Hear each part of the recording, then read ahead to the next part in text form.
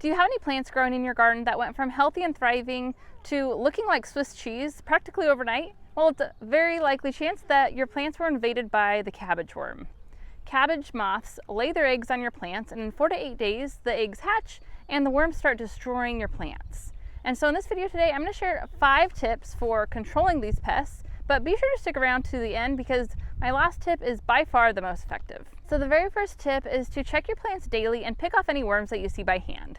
Obviously, this is going to be the most time-consuming task, but it can really help. If you're checking on your plants every day, ideally even twice a day, and you pick off any worms that you see, it's going to really keep down on the pest problem. And it's very likely that you're going to probably find one worm on every plant, but if you see a plant that already has holes in it, then be sure to check those ones thoroughly because there's likely going to be a few worms. The other day, I picked off 7 worms from just one kohlrabi plant. It was insane.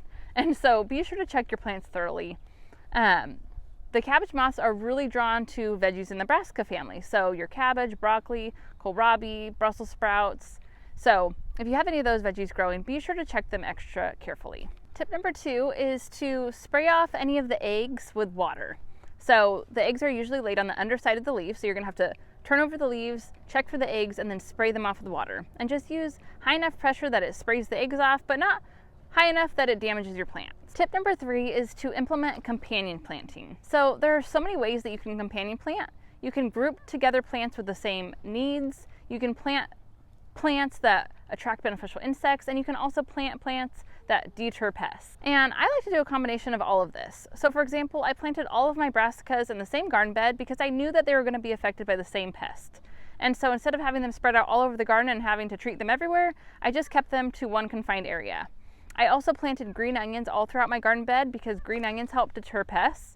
But you can also plant other things like borage, thyme, and chamomile, which will help repel the cabbage moth. And now for tip number 4, which is to spray your plants with a neem oil or BT if the problem really gets out of hand. Of course, we want to avoid spraying if possible because spraying is also going to kill beneficial insects, and we don't want to do that. But in certain situations, I know it might be needed, so if you have to, you can use neem oil or BT. And now for tip number 5, which is the most effective, and that is to set up a hoop house. I just got mine set up and it is a complete game changer. I can't believe I've gone all of these years without setting up hoop houses so early on in the season. I usually think about it about halfway through when I'm so fed up with the pests that I just don't even want to continue gardening for the season. So I was very diligent about setting them up right away this year when my seedlings were young, and it is a game changer. So if you head to this video right here, I talk about the exact DIY kit that I used to set these up. It was so extremely simple. So head to that video next and I'll see you there.